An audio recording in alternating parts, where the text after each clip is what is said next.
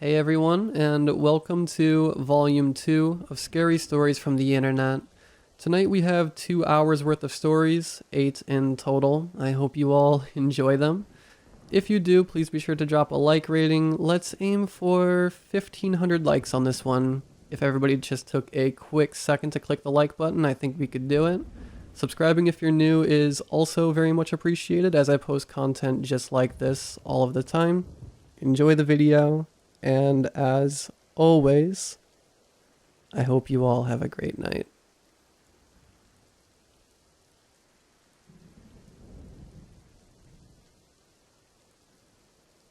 For as long as I could remember, I never saw my parents at night. I never got a bedtime story or even a simple goodnight kiss from them. Don't get me wrong, they weren't bad parents and they loved me dearly, but I always sensed they were kinda off, to say the least. Growing up as a only child, I mostly played by myself or basically begged my parents to play with me. I didn't have any friends or get any human interaction since I was homeschooled, and we barely left the house in general. We basically lived in isolation. Our nearest neighbors were about 30 minutes away from us. Even till this day, I don't know how my parents were able to afford the nice house we lived in. As I grew up, my parents made sure to drill this one rule into my head. Never open this door after 8:30. No matter what, this door stays locked and closed. My parents were very strict about this rule, especially my father, as my mother was more lenient with me when it came down to it. One incident I still remember clear as day. I was about 9 or 10 at the time. I was with my parents watching some dumb children's movie. As 8:30 rolled around, I was sent to my room, and right before I locked my door, I heard light thumps on the walls. I didn't think much of it, as the house would randomly make noises like that. After some time, I tried falling asleep, but I found it hard. Tossing and turning around in my bed wasn't helping me either, as I laid in silence. Light scraping and muffled noises echoed out into the somewhat quiet house. Sitting up in my bed, I sat there what felt like eternity. I gathered enough courage and walked toward my door. While walking toward my door, all the scraping and muffled noises suddenly stopped. As I got to my door, I placed my hand on the lock and slowly unlocked the door, and I slowly pushed it open. My nostrils were hit with a gut-wrenching smell that I could only describe as stinky at the time. My eyes started to adjust to the darkened hallway. I stepped out into the hallway, but before I could walk further, I bumped into something soft but firm. I slowly looked up, and looking back at me was my mother, but it wasn't her. Her skin was ghost white, and it looked like she was a rotting corpse. Her face had a long black gash running down to her chest area, and her hands didn't seem normal either. As she held her arm, she held it tight. Blood started rolling down. But whatever she was bleeding wasn't blood. It was black, almost like ink. Her clothes had big red splatters on the front of it. Her hair looked dead and dried out, and her skin looked off, like it was a costume of some sort. As I looked back up at her, her facial expression changed drastically. It was like she was restraining herself from doing something. As I tried making up an excuse, she finally spoke. "Bed. No." Her voice sounded all twisted and demonic. It sent chills down my spine, as she never did that before. I walked back into my room, and as she slammed my door, I could vividly remember sounds of tearing and quick footsteps running down the hallway. I've tried confronting my parents about this multiple times since then, but they always brushed it off as me having a nightmare, or they just completely changed the subject. Even after I reached into my teen years, I always thought it was just a surreal nightmare I had. Boy, was I wrong. I thought since I was getting older, my parents would give me a bit more freedom and let me stay out of my room a while longer. To say they were even more strict than before would be an understatement. Ever since the little hallway nightmare, my parents rearranged my lock so it would only lock from the outside. At the time, I didn't have a problem with it since I was only a child, but as I grew into my teenage years, I found it weird and a bit creepy they were so hell-bent on locking me in my room at night. Last week, I was out in the kitchen finishing up some last-minute book reports I was assigned.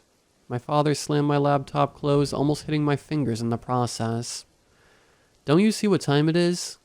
His voice was stern and firm as his presence shook me a little.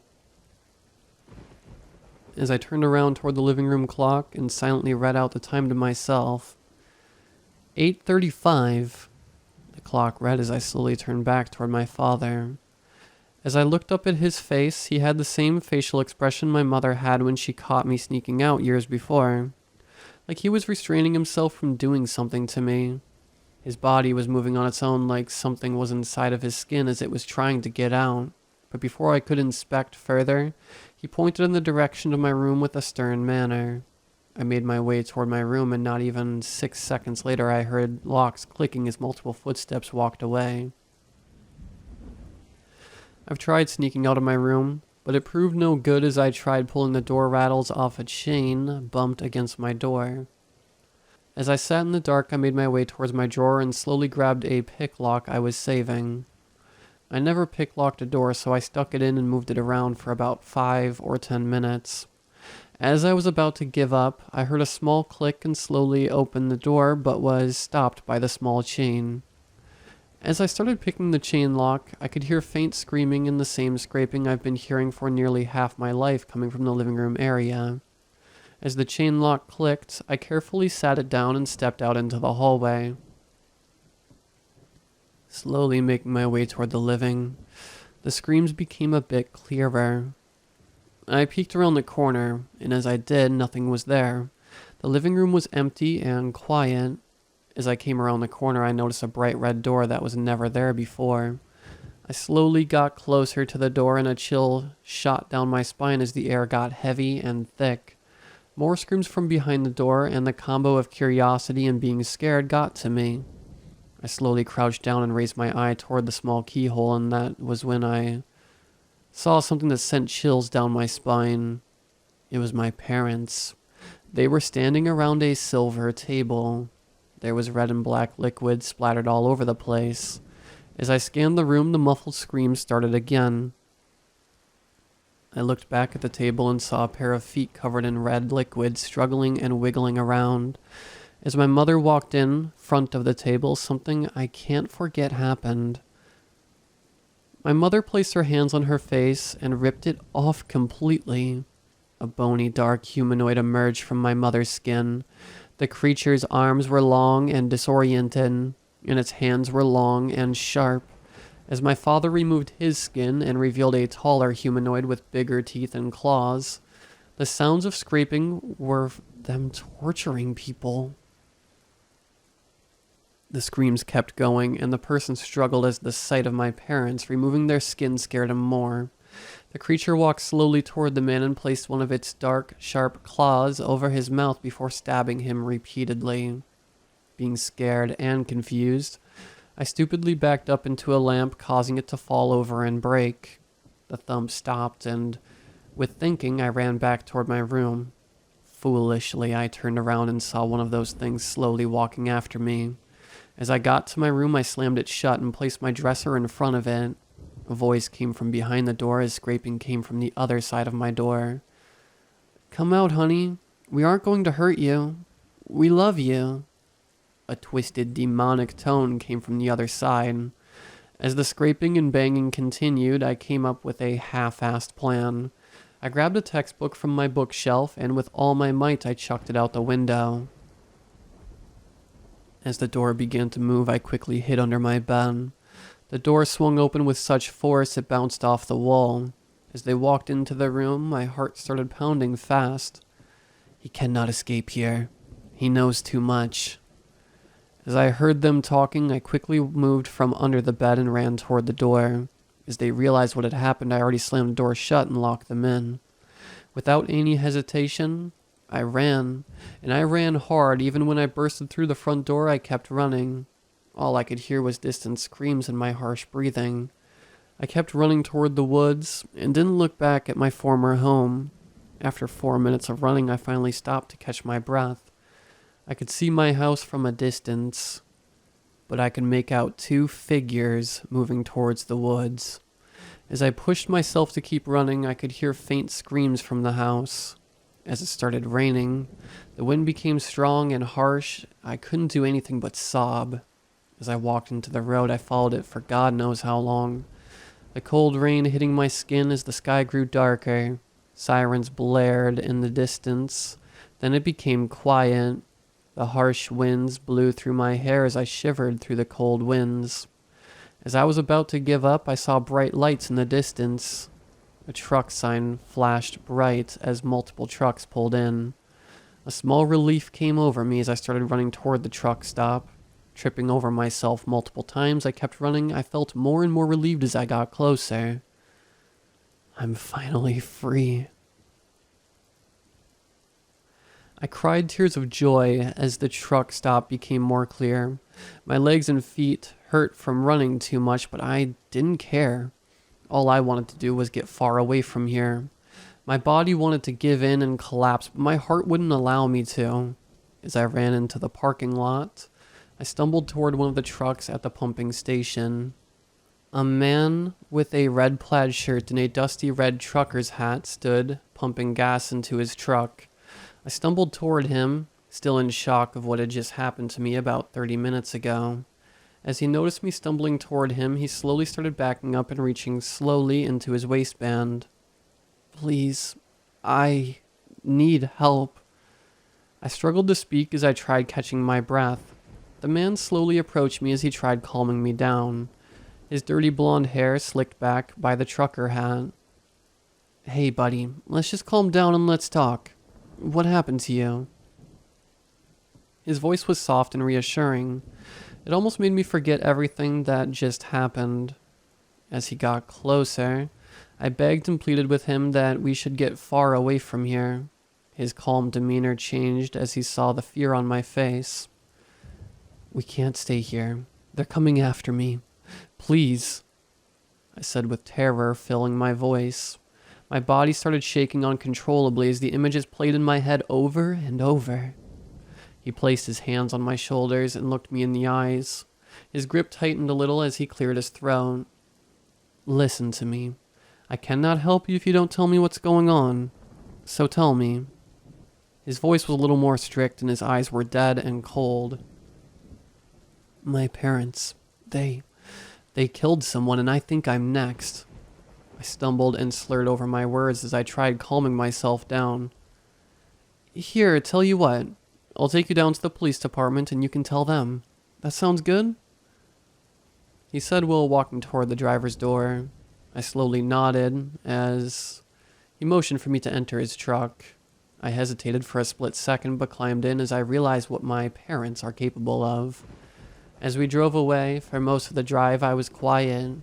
I couldn't talk right without stumbling or stuttering over my words. But as he drove, I felt I was being watched. So, do you feel a little better now? He asked while taking his eyes off the road for a second to look over my direction. I slowly nodded my head as I stared out the truck window. Well, let me introduce myself. I'm Keith Harper. If you don't mind, I would like to know your name. Kelvin. My name is Kelvin. I muttered as I looked back at the window. I didn't feel like talking, but I didn't want to be rude. If you don't mind, can you tell me everything that happened if that's okay with you? His voice returned to the soft, reassuring voice from earlier. As I explained to him everything that happened to me over the past 9 years, his face changed from calm to shocked and scared. Right before he could speak, multiple loud popping noises came from behind us, and not long after, metal scraping was all that was left. Keith pulled the truck over and reached for the door handle. As he was getting out, I panicked and grabbed his arm. Wait, don't leave me in here by myself. Please, I begged him. As he heard the fear in my voice, he cleared his throat once again. Calm down, son. It's not gonna take... Before he could finish his sentence, he was pulled from the door, and loud screams and noises of flesh being ripped apart echoed through the night. I froze. My body tensed up. I couldn't do anything about it. His screams for help were cut off by loud chops. Without a split second, I reached over and slammed the door and sat in the driver's seat. As I sat in the seat, A hand slammed against the window, almost shattering it instantly. As I looked at the window, my body went cold. It was my mother, but it was her in her human skin. Please, honey, it's not safe for you out here. Come home. We miss you. Her voice was sympathetic and genuine. I wanted to believe that, but I couldn't. As I shook my head no over and over, she began to sob uncontrollably. No, get the hell away from me, you damn freak. You're not my parents. I yelled at her as I tried starting the engine, but every time it would sputter and die. Her sobs were soon cut off by a loud growl. As I looked over toward her, all I could see in her face were hatred and rage. Her once light blue eyes turned red as she bashed the truck window with her sharp claws. I tried to turn the engine over and over, but it kept sputtering. As I looked over toward the passenger side, I saw the door being bashed and ripped from its hinges. As the passenger door was ripped completely off, a bigger humanoid started climbing in. As I turned the key in the ignition, the engine came to life and I slammed my foot on the gas pedal. My father tried climbing in, but slipped off the truck after I started driving faster. But as I looked over, my mother was still hanging on to the door. As she slammed her claws against the window over and over, she busted the window and shards of glass flew at my face. As the glass hit my left eye, I lost control of the truck and crashed it into some trees on the side of the road. As I woke up, I could see nothing but smoke filling the inside of the truck. I gathered up all the strength I had and pushed the door open and fell out. I tried standing, but I immediately fell over in pain. I looked down at my leg and saw a big, deep gash on the right leg. As I slowly braced myself against the truck, I started limping away towards the nearest public road I could find. The burning sensation from my leg only got worse as I continued bleeding. As I limped away, I heard heavy footsteps and I looked back at the wreckage to see a black humanoid creature following behind me. Half of her face was exposed while the other half had cuts. I tripped onto the ground, clenching my leg in pain. I tried crawling away. I was stopped and grabbed by my leg. As I turned over, my mother was standing over me with her blood-covered claw in the air. As I cried, I closed my eyes tight and awaited my end. Sirens from the distance filled the sky as it started getting louder by the minute. As I held my eyes shut, I felt something softly press against my forehead. As I opened my right eye, my mother, and she gave me a kiss on my forehead and wrapped her arms around me. I'm sorry, honey. I just didn't want to lose you. I love you very much. Her voice was soft like how I remembered it as a child. I slowly wrapped my arms around her bony body and gave her a hug. As the sirens got closer, she stood up and faced the way they were coming from. As the cars pulled up, it got harder to keep my eyes open, and eventually my eyes were closed. All I could hear was screaming, multiple gunshots, and slicing. I tried to crawl away, but I couldn't. After what felt like an eternity, the noises stopped. All I could hear was footsteps approaching me. I felt like I was being picked up and carried somewhere. I don't even want to know where. I just want to forget this ever happened. I want this to end. I'll never let curiosity come over me again. I woke up sometime later in a daze. As I looked around, I realized I was back in my room. My body hurt and felt off like a ton of bricks were placed onto me. I tried to move, but unbearable pain shot through my body. I slowly sat up in my bed and looked around and checked out my body. From what I could tell, I had no cuts or bruises. Even the injuries I got from the crash were gone. I had a faint aftertaste of blood in my mouth, but when I felt around with my tongue, I came across no injuries. As I laid there, my door slowly opened and my mother came in with a small box in her arms. Her face a smile as she approached my bed. I was genuinely scared as I thought she was going to punish me for what I did. She sat at the foot of my bed with her smile still and placed the box onto my bed. "How are you holding up, dear?" She asked while looking me dead in my eyes. Her light blue eyes once gave me joy to look at, but now only gave me fear and terror. I still can't look at my parents the same. I always thought I knew them, but I guess I was wrong. Before she could open her mouth again, I finally spoke up. Why? Why would you do that to Keith? Why? Just why?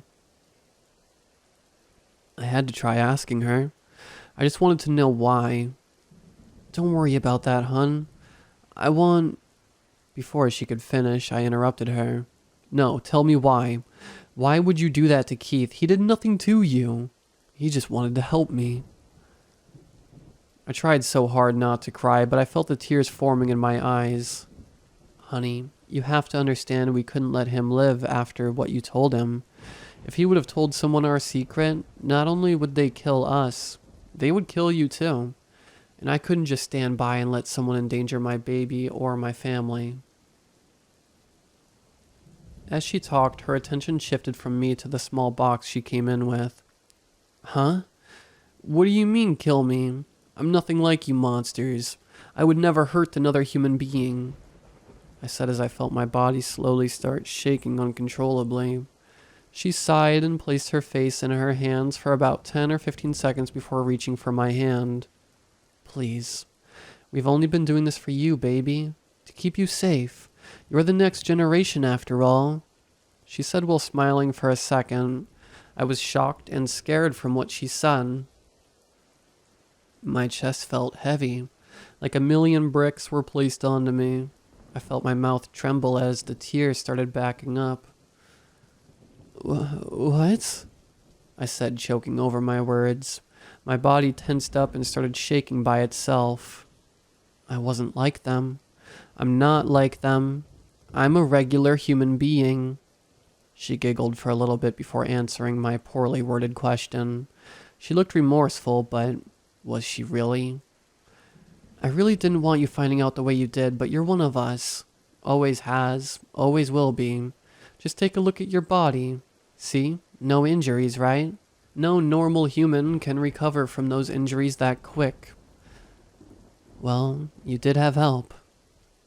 As she spoke, she reached out and grabbed my hand and held it tight. I tried pulling my hand back, but she had a grip already. This may sting a little, honey. Before I could say or do anything, one of her claws came out her fake skin and she dragged the claw against my hand. As I tried pulling away from the pain, black liquid oozed from my hand and dripped onto the bed. As she let go, she cut her hand and black liquid poured from her hand. I clenched my hand as she wrapped my hand up. I didn't know humans could bleed black blood, she said while licking up the black liquid off her hand.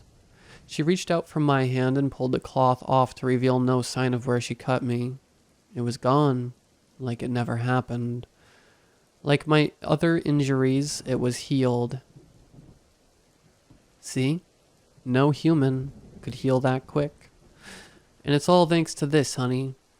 As she reached into her pocket, I felt sick to my stomach. In a small plastic bag was a small chunk of what seemed to be a liver. I placed my hand over and started dry heaving. My stomach felt like it was twisting in knots. I wouldn't eat another human. I couldn't do it even if I had to. Stop being such a drama queen. It's not all that bad. But I think it's time for you to know the truth. This was a family curse passed down generation to generation. I can't remember how the curse started, but old family stories said that witchcraft was involved with this family curse. She said it as if it was a normal topic you talk about with your friends. As she reached for the box, I couldn't get the taste of blood out of my mouth. As she opened the box up, she pulled out multiple photos from the box and sat them down on the bed. It was all pictures of black honey humanoids of all shapes and sizes standing, or eating dead mutilated corpses. My hands began shaking uncontrollably as I saw a picture of a bony humanoid with long, sharp claws next to a dead woman with her face, skin completely ripped off. Is that you? I was too horrified to speak properly. Everything that has happened to me since I woke up has scared or terrified me. She nodded her head as she gathered all the pictures up and placed them back into the box and closed it up. Don't worry. You'll have your picture in this family box by tonight. Your father and I decided that you're ready for your first kill. Think of it as a family tradition. Everyone in our family had their first kill captured and saved for generations to see how long our family was around. As she said that, my heart started beating faster and my chest tightened up more. She stood up, walked toward the door. Before leaving, she turned around and gave me a half-assed smile. We'll be ready in an hour, hun, so do whatever you want until we're ready. Let's see how long you can last, Mr. Human. As she left, I didn't know what to do. I felt helpless. I was helpless. I could do nothing but cry like a baby. I couldn't kill someone, and I wouldn't. After some time passed, my door slowly opened, and it was my mother, still a smile on her face. It's time. It's time for you to get your first kill and continue the family tradition. Her smile grew as she motioned for me to follow her. I slowly started shaking my head as the tears filled my eyes. She walked over towards me and grabbed my arm and pulled me along with her.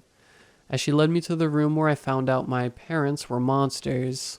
As we walked in, my father stood with a camera in his hands. As I looked over at the table, my stomach dropped.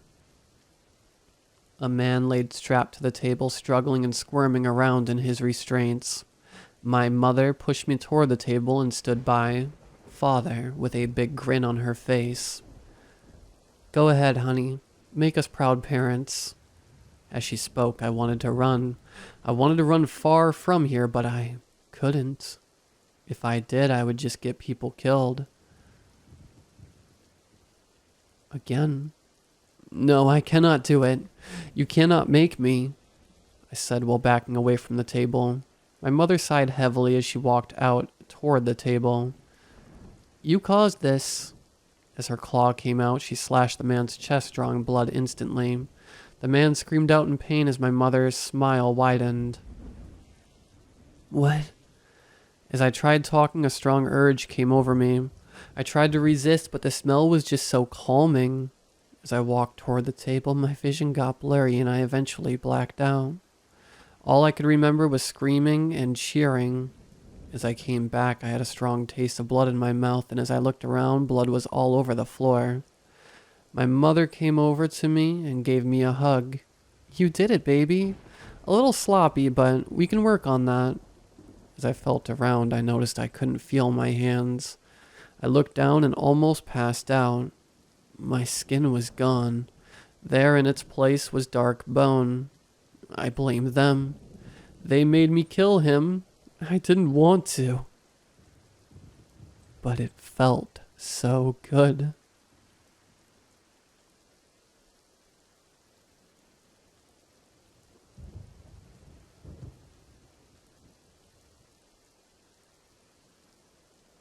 My fingers flicked eagerly over the corners of the page in front of me. Over the other side, a caricature of a man with a wonky nose and huge gap tooth sneered up at me, a speech bubble protruding out his oversized lips. I read the joke and snickered to myself, more for nostalgic reasons than anything else. I'd read the same joke 1,000 times over when I was a little boy. I was casually surfing through the collection of old comic books I'd spent hours mulling over as a child, procrastinating as I always did when I had work to do. Today's agenda was cleaning out the attic, a job my mom had been pushing on me for months, but I'd always been too busy studying. The other reason I'd been putting it off was because I didn't like going up in the attic. It was ridiculously gloomy up there. The single bulb that hung from the center beam was barely brighter than a match, and I loathed the idea of crawling through the great hanging spider webs in the low light, not to mention the mountains of boxes that now resided up there. It was like a game of Tetris trying to squeeze between them. Nevertheless, I couldn't put it off any longer and had begrudgingly, with a fair amount of huffing, agreed to give the space a clear out. And so, resigned to my fate, I had made my way up into the dungeon. As I dusted off the pages of the comic and placed it back into its respective box, I noticed a black book lying underneath. Curiously, I dumped the comics to one side and took it out. feeling a very persistent cobweb. I saw engraved into the leather cover the word photo book. I figured this must have been from when I was very little, as my mom and dad had shown me all the ones from junior school and up. I should have left it where it was and carried on with the job I was meant to be doing, but procrastination prevailed again, and I opened up the leather exterior. The page was set out with one photo on top of the other, and I could tell by the fact that they were all Polaroids that my deductive reasoning was spot on. I couldn't have been older than 4 in the photos. I moved in closer to the light to get a better look at the first Polaroid, and that's when I first noticed it. Staring back at me was a boy with blonde hair, blue eyes, and glasses. He had red cheeks and dimples and was smiling awkwardly towards the camera. He looked almost embarrassed to be having his photo taken, and I soon realized that the boy I was staring at wasn't me. I wasn't concerned, though.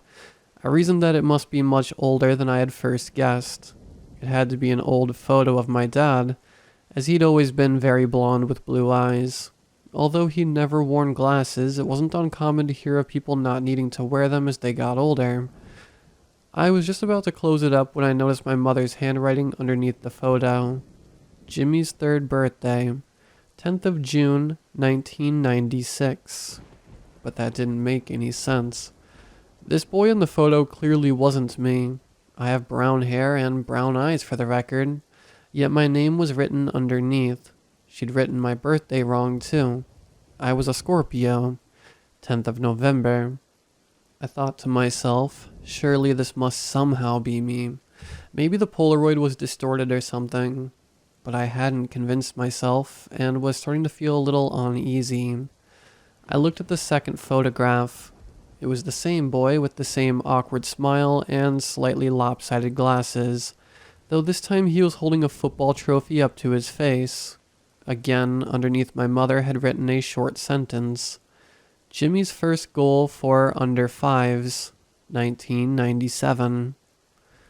Okay, what the hell was going on here? This kid wasn't me, but he had my name. I turned over the page. There he was again, staring right back at me. This time he looked slightly older, and the dimples on his cheeks looked to have disappeared. The awkward smile had gone too, and he looked somehow even more nervous.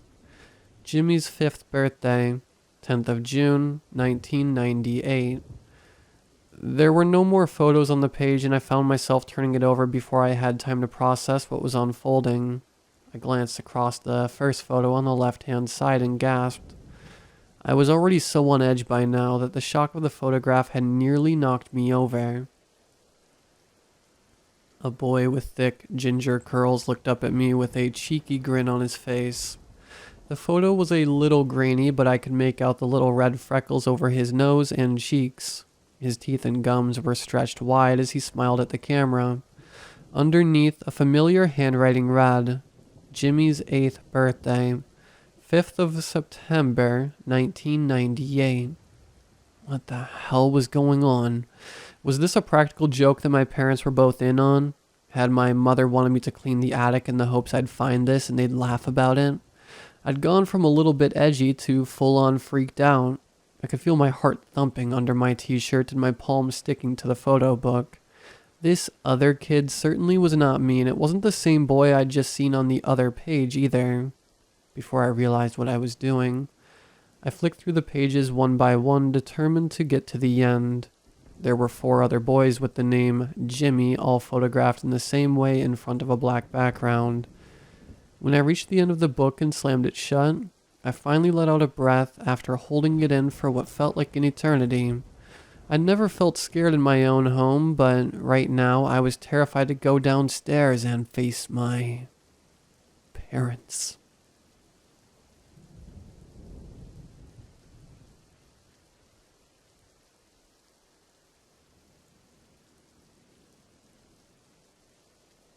Pat was always there, always lurking in the dark, always drifting at the corner of my eyes. Some nights when the lights were switched off, I'd catch a glimpse of its silhouette stalking across my bedroom. When I looked into mirrors, I'd see its tall, lithe frame standing there in the reflection. watching me with those unblinking eyes, almost as motionless as a mannequin. Of course, Pat had my face. Well, at least resembled me enough that we could pass for twins.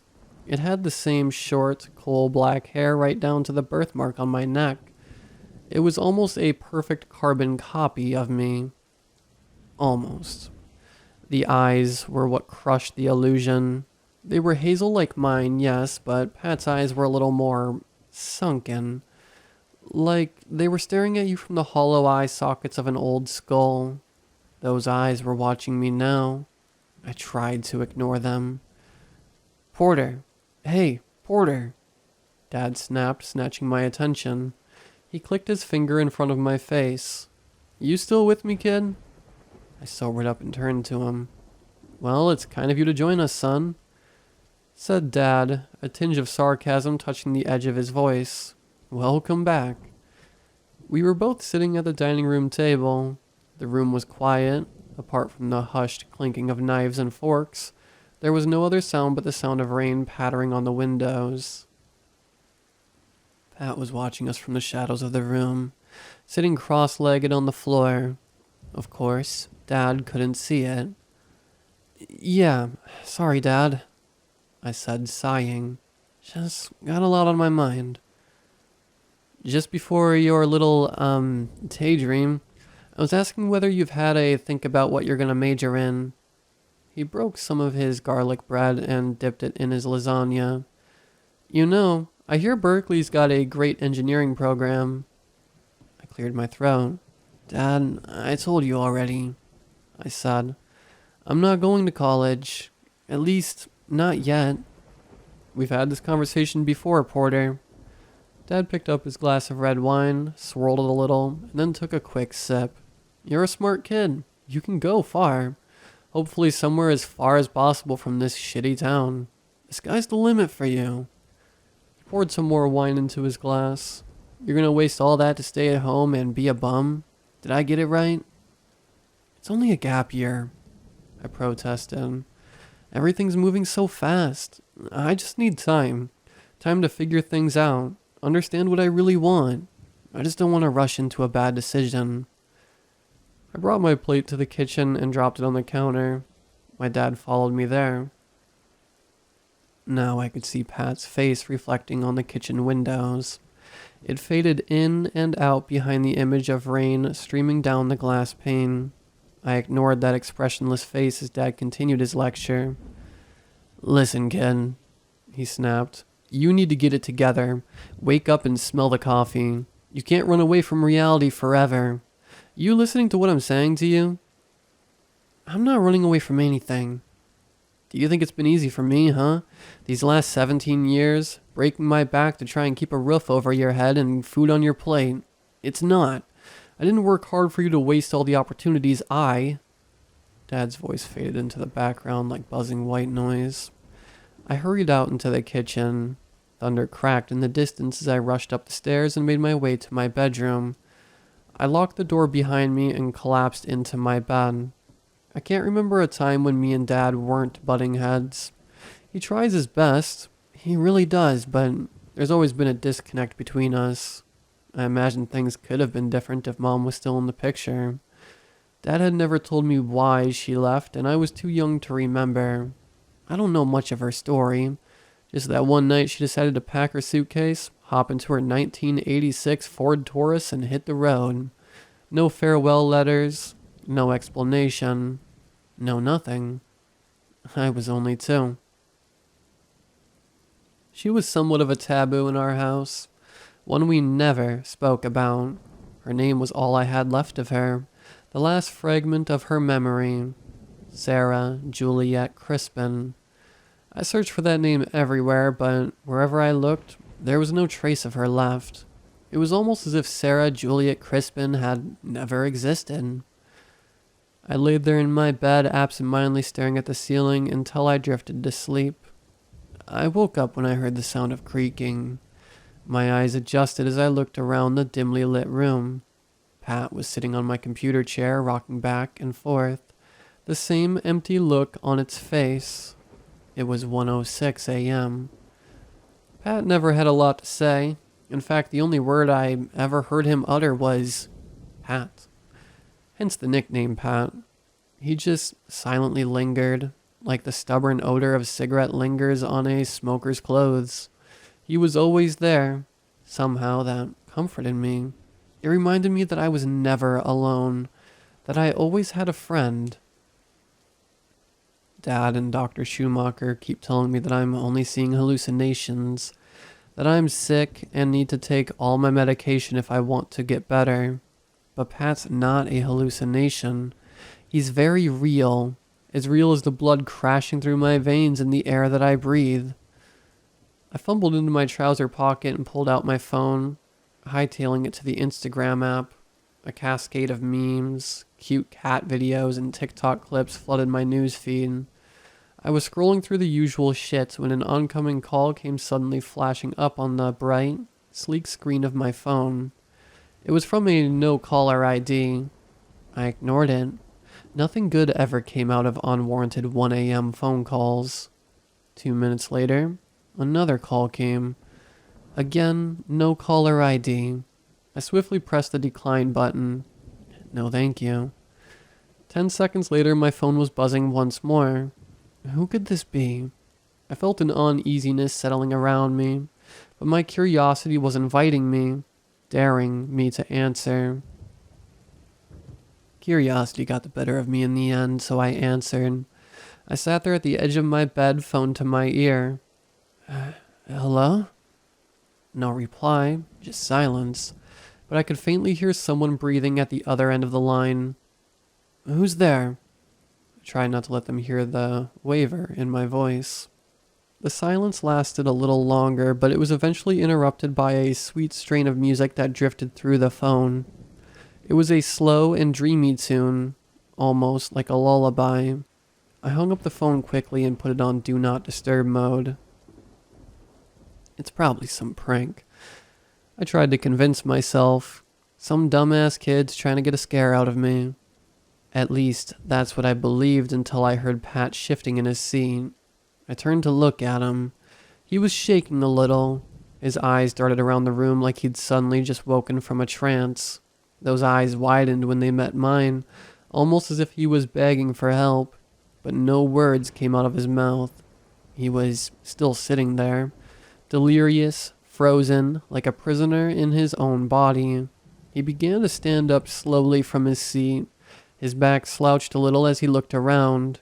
The music on the phone seemed to have done something, flicked some switch.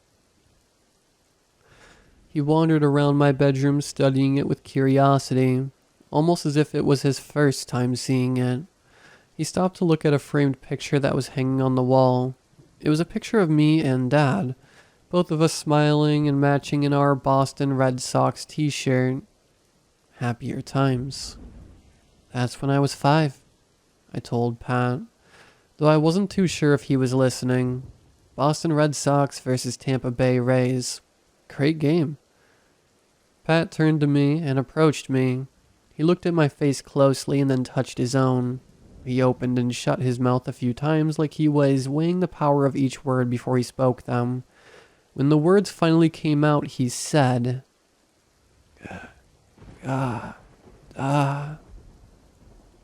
Dumbfounded, I stared blankly at the lithe figure standing there in the dark. Gah? I don't understand. Pat struggled some more. Go? Go? Go where? Dan. It seemed like every vowel, every syllable, was painful just to pronounce. Down?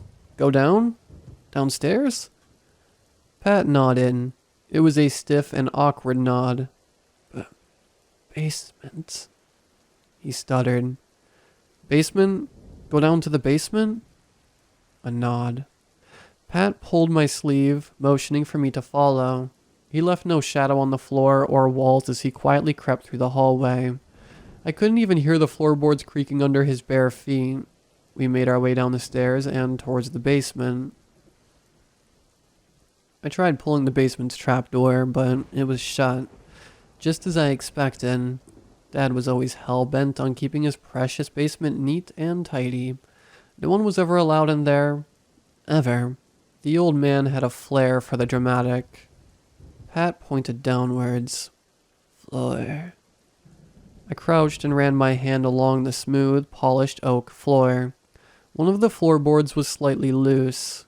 I pulled it back, and there was a key underneath it. I wiggled the key out and opened the basement trapdoor, then followed Pat as he lumbered down the stairs and into the darkness. The lights in the basement came on automatically. I don't know what Dad's idea of cleanliness is. The basement was crowded with old junk. Hundreds of mementos all stacked together in one room. A signed Boston Red Sox cap here, and a box of cassette tapes there. A storage bag of Christmas decorations over there. It was a zoo. Pat pointed to a small box that was tucked away at the edge of the room. A folded newspaper was stashed inside it. The Cambridge Chronicle. The big heading on the front page read. I picked up the newspaper and sat on a box to read it. It was dated from 12th of January 2007. The breaking news headline read, Cambridge mother and 2-year-old son die in house fire. My eyes danced across the page as I unloosened the thread to this story. Somewhere, tucked beneath those sentences, I found a name that made my heart skip a beat. Sarah Juliet Crispin. In a statement released via the Cambridge Police Department, they said, the death of Sarah Juliet Crispin was confirmed at 9:03 p.m., approximately half an hour after emergency services, including fire and rescue and ambulance, attended the scene in the quiet Cambridge neighborhood. My stomach churned. A sudden realization struck me like a sledgehammer and shattered my heart into 1,000 pieces. Dad had lied. Mom had never run away. No, she had died in a house fire. And she wasn't alone. My eyes continued wandering across the page. The 33-year-old mother and her 2-year-old son, Patrick Crispin, were pronounced dead at the scene of the blaze. Patrick was the younger of twins. I looked over to Pat. He was slouched over my shoulder, staring at me with the same blank expression he always had. Another realization had dawned on me. I once had a twin brother, and his name was Patrick Crispin. Pat. And although he had been dead for 15 years, somehow I was perfectly able to see him standing here beside me.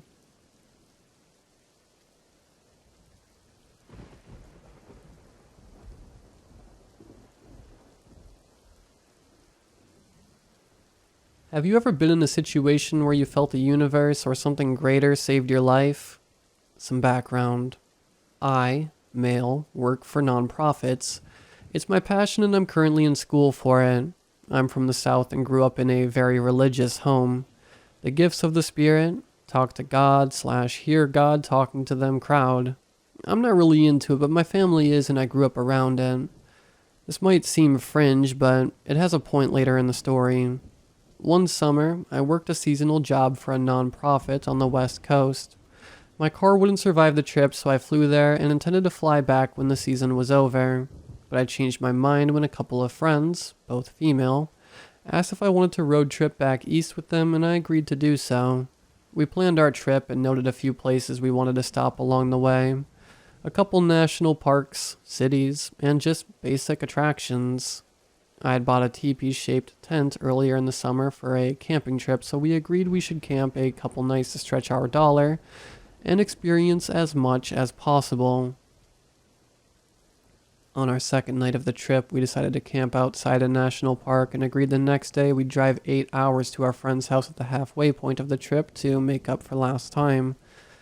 When we arrived at the campsite, it was sunset, so we pitched the tent, then drove a few miles down the road where we found a cool spot to stargaze. The weather was completely calm. No wind, great feeling. Not cold, not hot. It was a perfect night. They eventually got sleepy and decided to head back. I'm a natural night owl, and Had yet to feel any sort of tired at this point and wanted to play on my phone a bit, but the battery was almost dead. The only place I could charge my phone was the bathhouse a few yards from our tent, so I decided to go charge it for a while. So I let the girls know where I was going and what I was doing. On the way to the bathhouse, I noticed the group in the lot beside us. We weren't super close to them, about 10 to 15 feet, with a small picnic shelter between which is more space than most campsites like that. I noticed they were still awake and buzzing around. It was about 10:30 at this point, and I was also awake and buzzing around, so I didn't think much of it. However, what did catch my attention was their gaze on me. I noticed them watching me, and I awkwardly waved and smiled, and they continued to just stare. I found it strange and noticed there was about 5 or 6 men. They all seemed very pale in the face, and I noticed a girl in the back of a pickup truck with a tent covering the bed. I could clearly see inside where she was sitting, hugging her knees, and another man laying beside her. I continued to the bathhouse. The outlet was faulty, and I could only manage to get about 10% phone battery in about an hour of sitting there. I give up and head back to the tent. The people from the campsite next to us were still outside buzzing around. I could tell they were staring at me again, but decided not to give it any thought or attention and promptly walked back to the tent. When I opened the door to the tent, I nearly tripped over a pile of duffel bags and startled one of the girls awake. She asked if I had been back since leaving for the bathhouse, and I said I hadn't. She explained they had placed them there in case anyone tried to come in the tent after they heard walking outside, and someone or something messing with the zipper of the door. She said that after they called my name to see if it was me, they clearly heard somebody walking away. I suddenly felt really stupid for leaving 2 girls alone at a campground in the middle of the night. I apologized and laid down on my pallet and stayed on my phone till it died. The last I remember the time being was around 1:15 a.m. I toss over and close my eyes to try and sleep. The air was still and stale, so I had a hard time getting comfortable. As I finally dozed off, I heard footsteps outside the tent and raised up. Hello? There was no response. I looked around the walls of the tent to see if the campground lights had casted a shadow of any sort. There was nothing. I started feeling uneasy and scared, thinking about all the missing 411 videos I had seen on YouTube. I reached for my backpack and took out my pocket knife just to have close by and on hand. Small odds were better than none. I leaned back and again started to doze off to sleep. Not sure how long I was asleep for, but I knew I was only in the early stages when a gust of wind hit the tent, causing a ruckus that shook us all awake. It was completely random and unexpected. We laughed it off, but the wind continued and seemed to be picking up. The flaps of the tent started making whipping noises, and we all tried to sleep through it till the wind started to blow the tent over. The tent was supported by one single pole in the middle and 8 corners staked tightly around it. I quickly stood up to grab the pole and keep it from blowing over. As I held it, it got wind underneath the floor of the tent, and the stakes came out of the ground. The girls started grabbing anything with weight to lay at the edges of the tent so the floor would stay, but nothing seemed to help the situation. As they were trying to weigh the tent down, I noticed the shadow of a man outside the tent briefly, like he was walking around and then away from us. This scared me, but I decided not to make the situation worse and kept it to myself. The wind kept going and going, and I couldn't tell what was what. Did I see another man, or was it just the wind blowing a tree? Was that somebody walking, or my ears playing tricks with the constant blowing and flapping of the wind and the tent? I could tell we were all terrified, and at that moment there was nothing I wanted more than to be out of that campsite. I offered to drive the first 4 hours of the trip if we left at that very moment.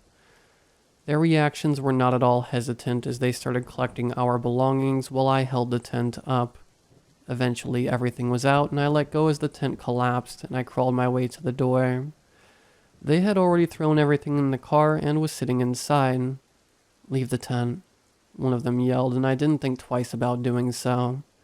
However, At that moment, it was all of a sudden felt completely still again. No wind in my face, nothing blowing my hair. The air was as stiff and dry as it was when we got there, but I didn't even consider proposing we stay and got in the driver's seat and pulled out.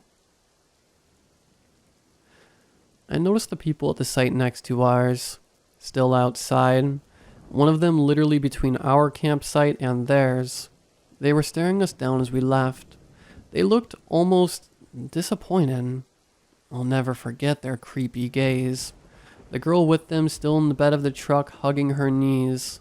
I got a chill down my spine with thinking about what could possibly have happened or was happening. Once we got out of the campsite, our mood lightened up and we started talking about the situation. One of the girls said she felt uneasy since we had gotten there. The other girl said she had been wanting to leave for a while but wasn't sure how to bring it up out of fear of us being annoyed at her. We took a deep breath and calmed down. We didn't know if there was any danger or not, just an uneasy gut feeling we all three shared, which was reason enough to leave. We stopped at a gas station about a half hour out, and I reached my phone that had been charging while I was driving. I noticed 5 missed calls and a couple texts from my mom. The text read, "Call me," and "Are you okay?" I did the math on what time it was for her and realized how uncharacteristic the times she had called and texted were. Out of fear something had happened at home, I called her back. She picked up and was obviously relieved, claiming she had woken up in the middle of the night with the urgent feeling that I was in danger, and claimed God led her to pray for my safety. A chill ran down my spine as she told me this. She had claimed similar things before, but always with context, like after a car wreck I was in, but she had no clue of anything. I hadn't even told her we were camping that night. I told my friends about it and they all sat quietly for a moment at just how crazy it was. All 3 of us sharing a gut-wrenching feeling to get the fuck out of that campground, and my mother 2,000 miles away with that same feeling and urgency to do whatever she could about it. Be it God or be it the universe, I believe the wind saved my life that night.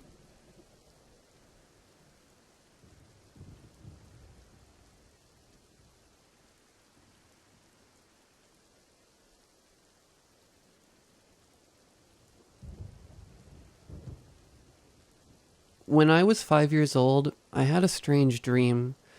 It was a sunny summer day and I was on a fishing trip with my dad. Very typical dream for a 5-year-old boy who loved fishing and quite often did it. Always with my dad.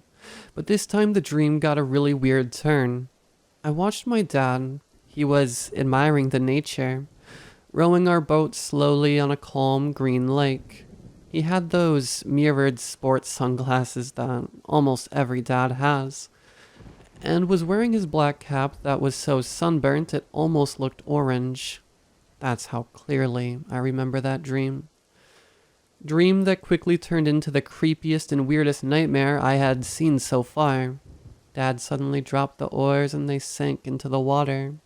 He put his hands on his knees, straightened up, smiled broadly, and began to stare at me.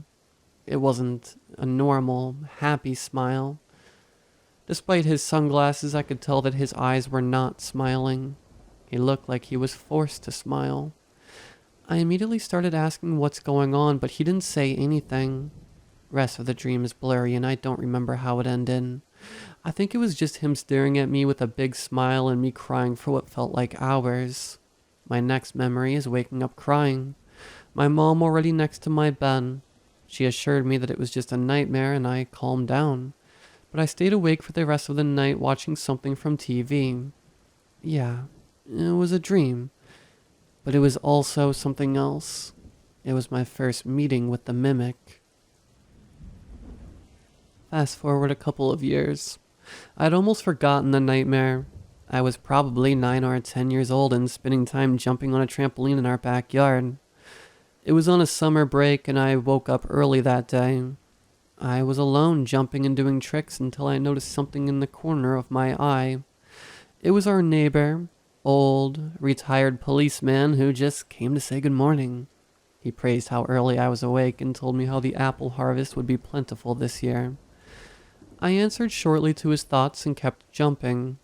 At some point, when I thought he had already left minutes ago, I started to leave the trampoline to get inside and chug some water. I spotted him standing right behind the trampoline safety net, his face being only a couple of inches away from mine. He was staring straight at me with wide open red eyes and had a big, forced smile.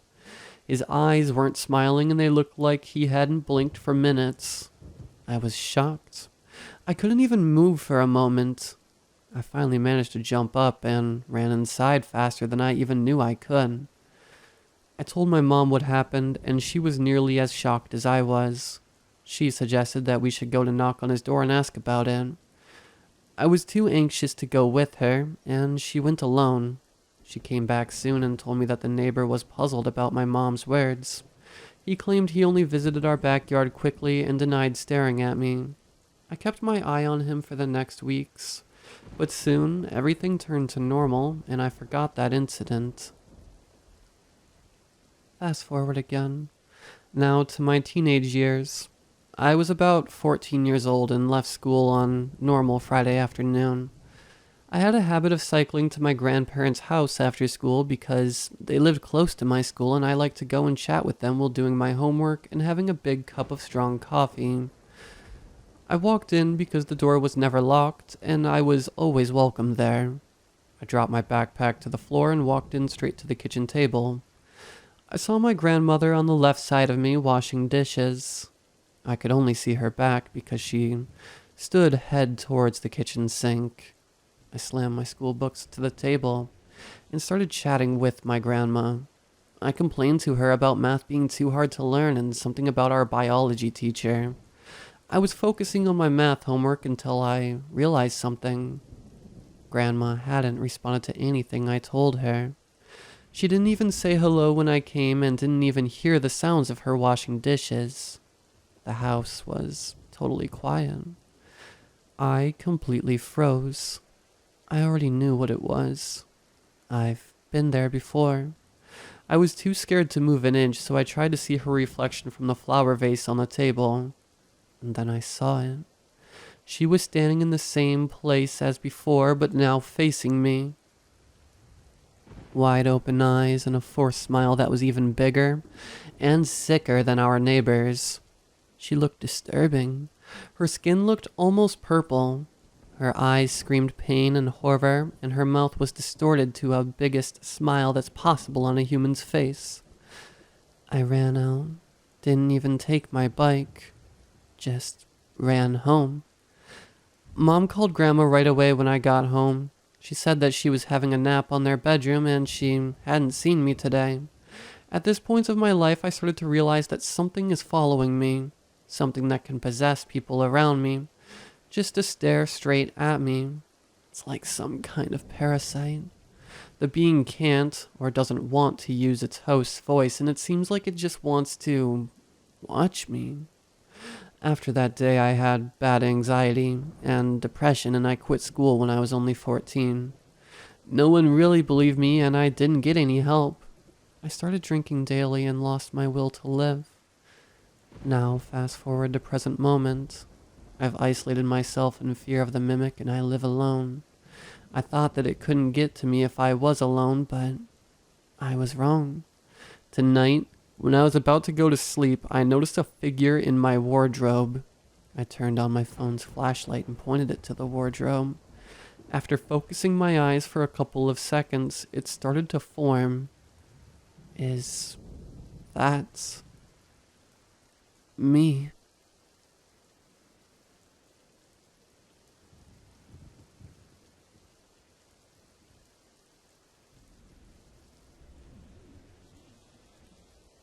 When I was a kid, a lot of weird shit happened around me, especially at my dad's house. There was just something about that house that was so unnerving and disturbing. Many people have even told me it looked haunted, and I couldn't blame them. The house was old with many noises and broken boards and odd, unremovable stains that have been seeped into the old, ancient floorboards and painted it a dark maroon.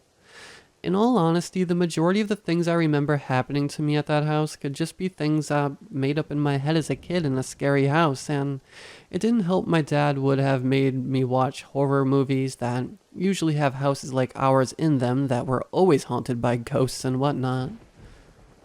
Although, that wouldn't explain many of the things I experienced. Like the time when I had dropped my toy off the side of the bed and when I went to grab it and it wasn't there. But when I went to go tell my dad about it, it was sitting upright on the couch. Or when I had all my teddies in a line against the wall for fun, and had fallen asleep and woken up to see 4 of the 12 were missing and never seen again. And my dad never came in my room back then, so those incidents went unexplained. But there is one thing that happened then that still shakes me up when I remember it. I never was able to sleep easily at my dad's house, but anywhere else I would pass out cold. Hell, I was known to sleep on the floor of my mom's house a lot, and she would have to begrudgingly throw me sleeping self back into the bed, but never at my dad's. I could only sleep easily there. I had ways of entertaining myself, though. I would grab one of my mini stuffed animals and heave it up into the air with a whoosh sound to make it seem like it was flying and giggle when it would fall to my bed and bounce a bit. I was doing my normal routine of throwing the toys up into the air, and I had thrown up a clown doll I disliked, mainly because it had given me many nightmares, but I still played with it. I had waited for the toy to come down so I could watch it bounce, as I had watched the previous toys, which were now scattered all over my bed. But it never came down. I was confused. Why hadn't it fallen back? I got up and turned on my light and looked under and around my bed, but it was nowhere to be found. My room wasn't messy either, so it couldn't have been hidden anywhere. In fact, the room was emptier than a kid's room should be. I gave up the search, for I didn't want to wake my dad because of how late it was, and he would be wondering why I was awake, and turned off the light and went to bed. The next morning I tried looking for it again, but to no avail. The next night, I was doing the same thing, flinging my toys up into the air, wondering if it would happen again, and it had. As I flung one of my mini teddies up into the air, it vanished. This time, I didn't bother to look for it, knowing I probably wouldn't be able to find it like the other toy I had thrown and lost. I curiously hurled another toy up to see if it would take it too, and it had. I was getting tired of losing all these toys to something I couldn't see, so I reached up to try to grab at whatever was taking my beloved plush friends. I didn't think it would grab back. I watched in horror as a long, spindly arm reached forward and snatched my arm, yanking me upright and leaving scratches all along my arm. I screamed and it let go, the arm retracting back into the darkness as my dad burst in, turning on the light to see me crying while 3 long scratches were present on my arm with whoever did it, or whatever did it, nowhere in sight. He asked who did it, and even though I was in hysterics and was desperate to tell anyone, I knew he wouldn't believe me, so I just blubbered on about how I accidentally fell off my bed. And since I had left a fork on the floor near my bed, I fell on it and somehow made the marks on my arm. And somehow he had believed it. So he bandaged up my arm and told me to go sleep and to stop fooling around, then left. I laid there, whimpering on my side, trying to go to sleep, but realized he hadn't turned off the bedside lamp due to the light that was reflecting on the wall, so I flipped on to my other side to turn it off and maybe stare out the window for a bit to drift to sleep. I turned to look at the window, and it looked back. 2 bright, glowing, luminescent eyes. I heard it utter with a voice, like nails on a chalkboard. "Throw one more thing at me, and I'll take you instead." And it disappeared. I laid there, shaking, and eventually fell asleep out of exhaustion. I woke up, and when I looked where all my toys were, all of them were gone. Not like I would use them anymore after that incident.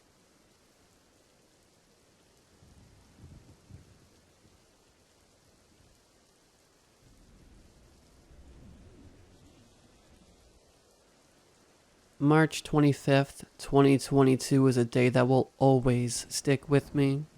Never in my life, never during my job as an airport security officer have I witnessed anything as interesting as what began on that day. I was doing my usual routine, sipping my coffee as I went along. Around noon, my coworker, Richardson, walked up to me with a look of urgency on his face. He told me to come look over to the front desk. As we walked over, Richardson told me a passenger had given an employee a passport with stamps from unidentifiable nations in it. He also mentioned the stamps, along with the passport itself, were valid. Though the idea was confusing, it was a valid concern. That sort of thing has happened before. It was done by a scam artist or two some time ago. As I approached the front desk, I saw the man in question. That's what we call him after all of this. The man. He was standing in front of the desk. He had a few cuts all over his coat, along with a couple fresh-looking scars on his face. My heart dropped. He was clearly attacked by something wild. I asked the front desk employee for the passport. They handed it to me, holding the same look of concern that I had. I didn't know what to expect from this. I took a look through the man's passport to find the stamps in question. I needed to find out what was up with them. One stamp was a red square-shaped stamp for a country named Teresia. Another odd stamp was a black circular stamp for a country named Jackson. One other stamp, a visa stamp, was quite interesting. It was an irregular shape, a square with a triangular cut near the edge. It was orange. March 25th, departed Axland. I couldn't recognize any of these countries. I knew of almost every nation on Earth, but those ones were nations I had never come close to hearing from before. There were a couple countries I did recognize at least, such as New Zealand and the UK, but that was it. Jackson, Teresia, and Axeland were the odd ones out. I looked at the place of birth info to see what nation the man was born in. It mentioned the man was a citizen of Jackson. Right, I thought. I looked at all the other information on the passport. The man's name was Eric Lutkus. The man's date of birth was in 1991, and the passport's expiration date was in 2027. Only those three specific stamps, along with the place of birth, stood out as odd. I asked the man to come with me. He stood up. I walked him over to the security room in the back. There, I was greeted by my other coworker, Adams. "What's going on here?" Adams asked. "This man's passport has stamps from unidentifiable countries in it. Somehow the passport and stamps are valid," I said. Adams and I took the man into the room. Adams locked the door behind him. The man sat down at the table, on a chair set up against the back of the room. Adams and I sat down across from him near the door. "We got word that your passport has some stamps from countries that can't be identified. While checking the passport, I found stamps from at least 3 countries that we are unable to identify. Can you tell us where you got the stamps from?" I asked. The man lifted an eyebrow. "I got the stamps from those countries. The countries they belong to," he said. "According to your passport, you are traveling from a country called Axeland. Axeland is one of the nations we couldn't identify. Are you sure you are traveling from that nation?" I asked. "Yeah, that was 3 hours ago," the man said. "Your passport also mentions that you are a citizen of Jackson?" I asked. "Yes, I am," the man said. "So you insist you are familiar with these nations. You've been to these nations and you know at least some stuff about them?" I asked. "Yes, why wouldn't I?" The man asked. "What are the names of the leaders of these nations?" I asked. "Jackson is led by Lucas Marcunas, and Axeland is led by its founder, Victoria Axel," the man said. What about Teresia? I asked. The name is difficult to place, but it went something like Toruses, the man said.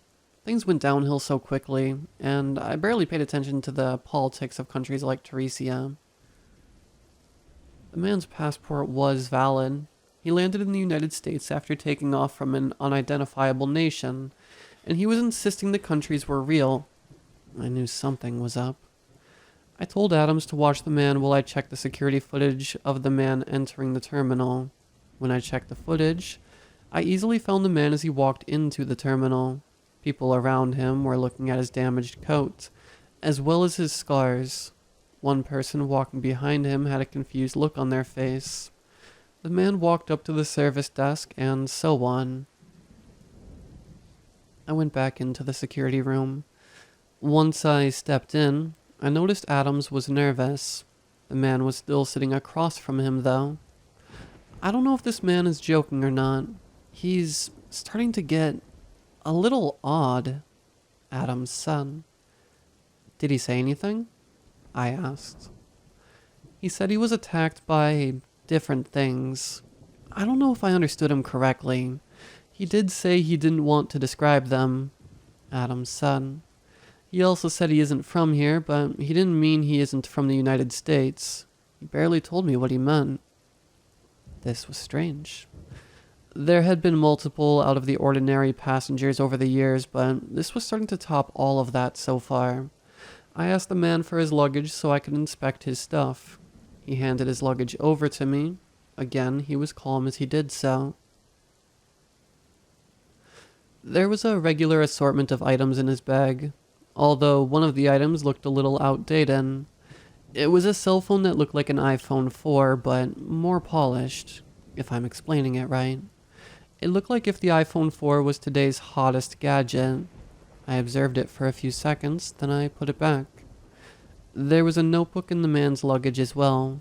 I flipped through it for a moment. A bunch of pages had loads of writing on them, while some other pages had drawings of weird things on them. Weird creatures, giants, worms, centipede hybrids, people with 6 arms and stickman-like smiley faces, a person covered with eyes, etc. They were neat, detailed drawings. At that moment, I assumed they were fiction drawings, so I disregarded them. I closed the book, then I put it back in the bag. Other than that, there were water bottles, eye drop medication, silicone gel, and a handbag. Nothing confusing or out of the ordinary there, of course. Go ahead and look through my phone, the man said. I didn't know what to make of that push. At first, I thought this guy was about to turn out to be a murderer. Maybe he was just attacked by a bear. Some of the scars on his face were weirdly angular, however. Some of them looked newer, while others looked faded. I felt dread at the thought of letting this guy go anywhere. I felt like he was about to attack me at any moment, too. My coworker's flushed face wasn't helping. I took his phone out of the bag. He told me there was no password. I opened the phone, no problem. I opened up the gallery app. There were a bunch of images in there. All of them looked out of this plane of existence. The first 4 are the ones you need to look at, the man said. The thumbnails of each of the first 4 images stood out instantly. I tapped the first image. It was of a tall person with eyes all over their body standing in a backyard. It was so detailed, raw looking. My stomach began to feel tight. I was unsettled in a way I never felt before. I swiped to a second image. The second image was of a cracked country road with potholes all over it. There was a weird thing on the ground. A flat black irregular shape with an eye in the center. The eye looked odd with dozens of straight lines running from the base to the pupil. The thing was still chill-inducing, despite how simple it looked. In the sky was something just as odd. Some yellow and orange cloud-like masses were floating beside everyday white clouds. I don't know what to make of the images so far. I showed them to Adams. It's probably just Photoshop, Adam said. I looked at the third image. It was of the man himself. He was on the ground being clawed at by a dark purple bear with a diagonal mouth and sharp claws. This image was chilling as well. The man got his fresh scars from a bear-like thing. I wondered. To me, it looked like the most well-done CGI ever. I wanted to believe the images I was seeing were fake, but this man had actual scars on his face. One of these pictures had to be real to some extent. The extent was confusing, though. The stuff in these pictures wasn't like anything I had ever seen before. I wasn't ready to believe it was true until I swiped to the next item. The next item was a video.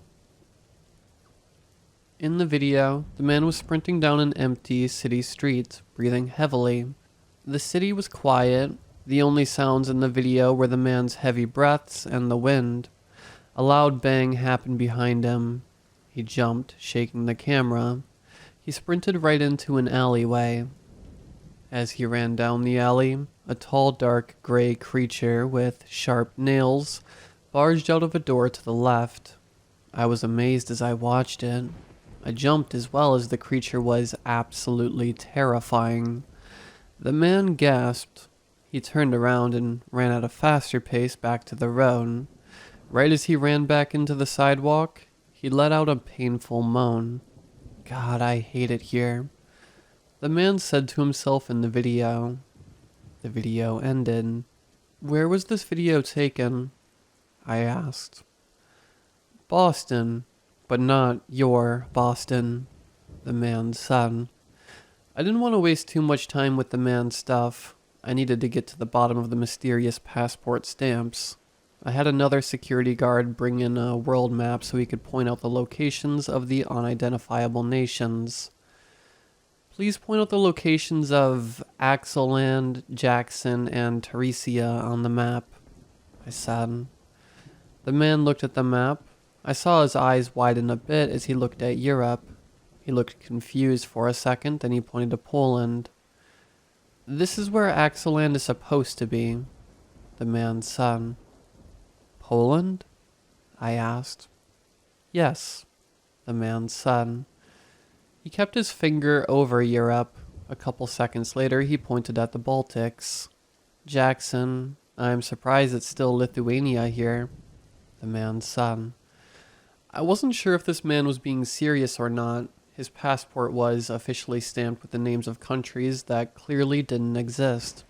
He was insisting these places were in certain locations they clearly weren't in.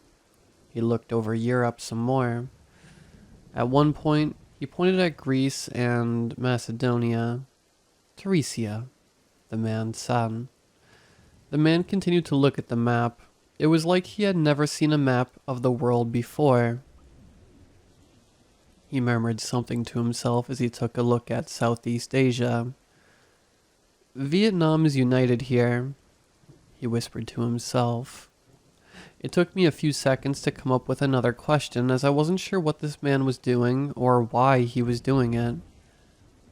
How did you get here with that passport, and how are the stamped nations official? I asked. The man stared at me.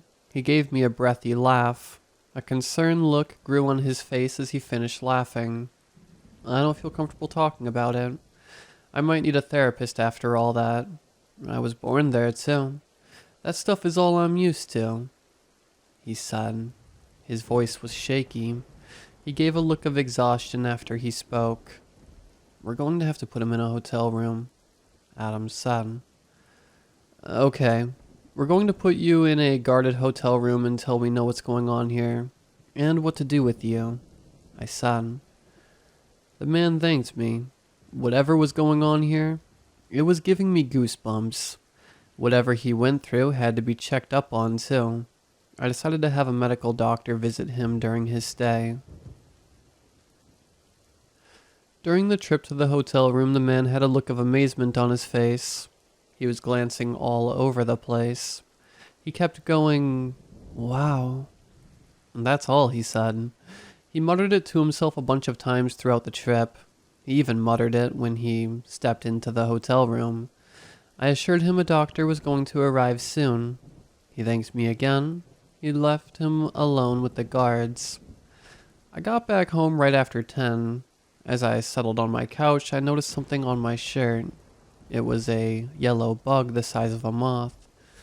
I attempted to brush it off my shirt, thinking it was nothing. However, it didn't move. Not like it was stuck to my shirt, though. It refused to move. As I wondered what kind of bug it even was, it made an ear-piercing, high-pitched noise. It was a noise I never thought could come out of any insect. I covered my ears. A tugging sensation began to eat at my brain. As this was happening, the bug was holding both its arms up towards me. It was like the bug was tugging on my brain with telepathy. I started feeling nauseous.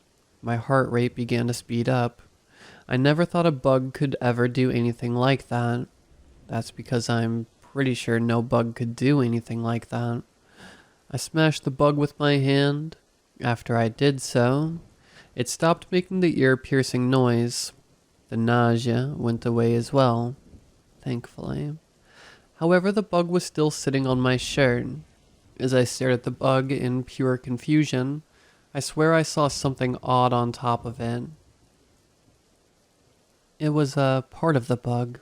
Something that made the bug look 10 times larger than I thought it was. It was a mass of some sort. A mass beyond my comprehension. A mass I could only see for a fraction of a second, but that was enough to make this bug's capabilities less confusing. I took deep breaths to calm myself down. What is this thing? I wondered. The nausea returned. I bashed the thing with my hand again, but that time, it latched onto my hand with its tongue. Chills ran down my spine as terrifying thoughts hit me like a truck. I always saw bugs as harmless creatures, aside from the venomous ones, of course. This one was different, though. This wasn't just a bug. I waved my hand back and forth a few times, but the bug kept its grip. A moderate pain came from the spot where the bug had latched onto my hand. A sense of dread washed through me as more what-if thoughts filled my head. "You're not poisoning me," I said. I tried to get the bug off of my hand by holding it down towards the floor, putting my foot down on it, then pulling it off of me. I didn't know what else to do in that immediate moment. When I pulled, the pain shot through my hand. My heart was pounding. I knew I needed to get this thing off of me, or else a worst-case scenario could unfold. I sprinted into the kitchen in a rush towards the sink. I didn't think much about how I would have looked to someone else. They wouldn't have known the bug was trying to crush my brain. Telling them would make me look crazy. Nobody needs to judge a phobia anyways, especially not a rational phobia. The nausea of the bug tugging at my brain almost made me fall over. I had no idea why this had to happen, but it's what was happening. I put my hand under the faucet. With urgency, I turned the hot water tap all the way around. Increasingly warm water hit the bug, along with my hand. As the water got hotter, the bug made that ear-piercing high-pitched noise again. I was beginning to lose my sense of direction as the water continued to run. After a minute of pain and panic, the bug finally let go of my hand. The nausea went away. I took my scalded red hand out of the water. When I turned the tap back, I looked into the sink to search for the bug. I couldn't see the bug, so I assumed it had been washed down the drain. The bug was nowhere to be seen. It wasn't in the sink or on a nearby wall or anywhere in my kitchen. I looked at my hand. There was a red and purple swollen bump where the bug bit me. There was another color in there too, in between the red and purple. It was confusing to think about, so I decided not to think about it. I was confused enough. The next morning, I turned the tap to get some water. I heard the sound of rushing water, but it wasn't coming out of the tap. It sounded like it was coming out of the pipe under the sink instead. I turned the water off. I opened the cupboard door to look under the sink. The pipe connecting to the sink had a hole in it. clean-cut rectangular hole. I felt another rush of dread. I knew that if the bug was the thing that cut the hole, I had something very difficult to deal with. I was also confused, though, as the bug was somehow able to fit into the pipe despite whatever it was I saw on top of that revealed it was bigger than I thought it was. I got a call from Adams, telling me to come back to the hotel room the man was being kept in. Something was up. I got ready, then I rushed out the door. When I got into the hotel room, I saw the doctor standing near the man who was ducking behind the bed. The doctor was trying to speak to the man, but the man wasn't saying a thing.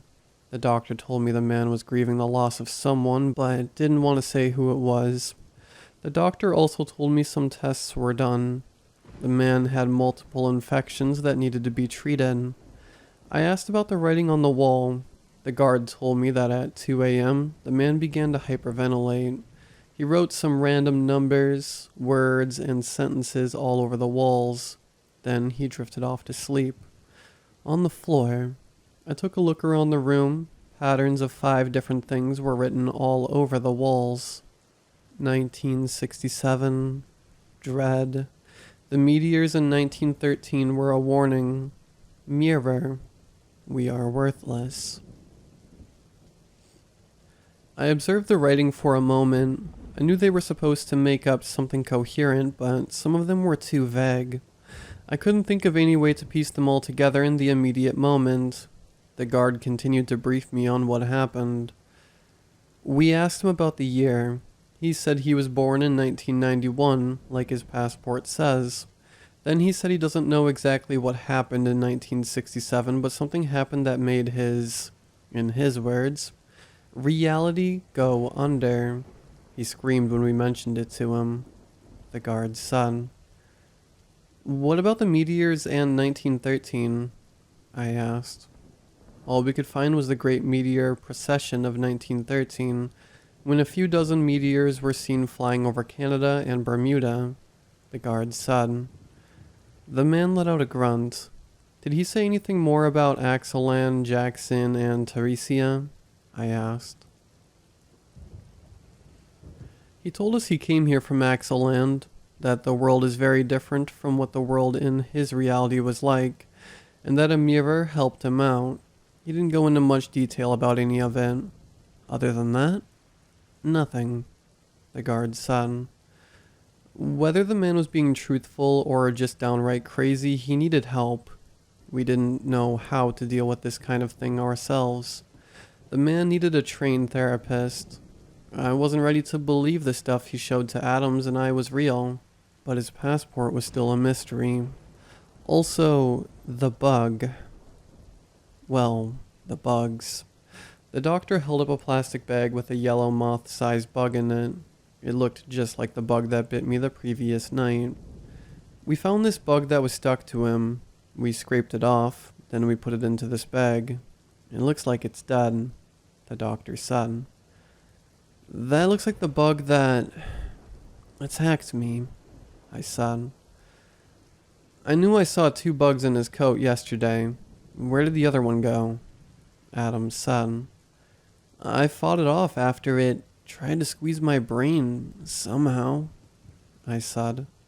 I showed them the bite the bug gave me. The doctor looked at it. It was bad.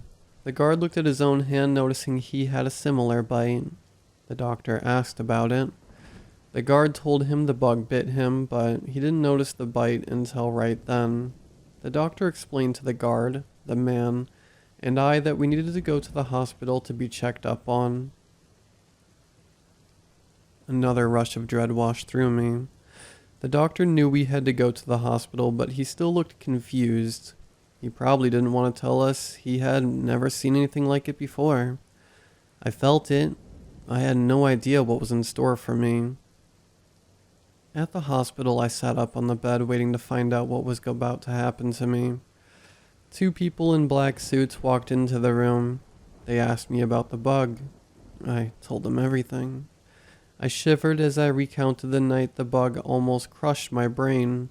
After I told them everything about the bug, they told me they would investigate my home. They said it was important that they find the bug that bit me, so they can make sure it doesn't do the same to anyone else. Hours later, I began to feel sick. I felt exhausted, heavy. My nose started to stuff up like crazy, and I felt the warmth of a hot summer day. All of this was beating down on me when people who I thought were doctors returned. My eyes were closed and I heard their footsteps come into the room, so I didn't see them at first. Their footsteps stopped right in front of my bed. They murmured some quick words to each other. I needed as much help as I could get. I tried to open my eyes so I could see them. The lights seemed so bright to me. I could only bring myself to get my eyes a crack open. I was still able to get a look at the supposed doctors, though. They weren't doctors. They were people in suits. One in a blue suit, another in a black suit. They walked over to the bed beside me. I remember seeing the doctors lay the man down on that bed earlier. They walked ahead of the curtain between my bed and the man's bed. Based on the voices I heard, I could kind of tell who was who. "Yeah, we're going to take him in," one agent said. "You are? All right," a doctor, I assumed, said. "He's from someplace else. It's best that we take it from here," the other agent said. I saw them pass by again as they were leaving. I got a better look at them through my quarter-opened eyes. They were definitely some sort of agents. The man was walking in between them. He didn't look exhausted at all, which was surprising to me. The exhaustion grew stronger all of a sudden. I fell asleep seconds later. I woke up in a quarantine bubble an unknown amount of time later. A doctor was sitting beside me. My memory of it is fuzzy, but I know I went unconscious again moments later. I felt like a second, like I just blinked. I was back in the hospital. I felt 75% better. I noticed my phone was sitting on the table beside me. I typed most of this up right there in the room at the hospital. I didn't know what was going to happen next. While the sickness was lifting, I was still dreadful about whether I was about to die or not. One thing I was confused about, though, was that it was March 27th. I slept for 2 days with only one break. Whatever stuff they gave me had me out for a good amount of time. I was let out of the hospital that afternoon. I was waiting for the next word about the man. I didn't think it was over.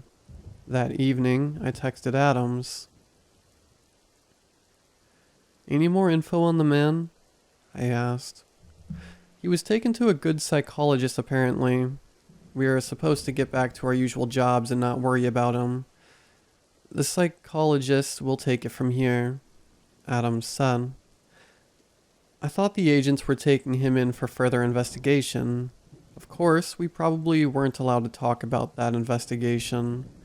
I figured the psychologist thing was a cover, but I hoped the man was able to get the help he needed. I decided not to ask. Adams likely only knew as much as I did, I assumed. He probably wasn't even awake when the agents told the doctor the man was from someplace else. I responded with a short message instead. "I see," I said. That night, I got a call from my boss. He told me I could take the following day off to get over my remaining symptoms I had, then go back to focusing on my usual work on the 29th. To be honest, I felt alright, but I liked my vacation days. When I returned to work on the 29th, of course, I didn't have the man to check up on. The man's luggage was gone, and the security room didn't need to be used for anyone's sake. Another thing is that I haven't heard a thing about him since he was taken in by the higher-ups. His passport didn't make the news whatsoever. Adams, the hotel security guards, that doctor, and I are the only ones who saw any proof of his existence. Aside from whoever the higher-ups were, it seemed like it was going to be business as usual from then onwards. I was too amazed by the whole thing to want to keep it to myself, so I brought it up to Adams again. When I did so, Adams gave a 1,000-eyed stare into space. Then he told me some things should be left a mystery. He clearly wanted to forget about the whole situation, so I decided not to bring it up to him again. I don't believe the man was crazy. I believe he was from someplace else, like what the agents said. A different reality, to be more specific. A reality where something happened that changed the world in the worst way I can imagine. But I want to know what it was. The names of the unidentifiable countries and the stuff that was written on the wall in the hotel room are vague, but possibly good enough clues. Clues that hint at what happened in that man's reality. Of course, the Great Meteor Procession and the year 1967 are the best clues to look at. After some research, I found nothing that happened in 1967 in this reality that points to what may have happened in 1967, in the man's reality that turned the man's reality into the mess it is. All that can be said is nothing world-bendingly significant happened in 1967 in our reality. The meteors are a different thing altogether. They were a warning. How? I want to find out somehow. It sounds so surreal. Clearly something happened, but what? What happened in that man's reality?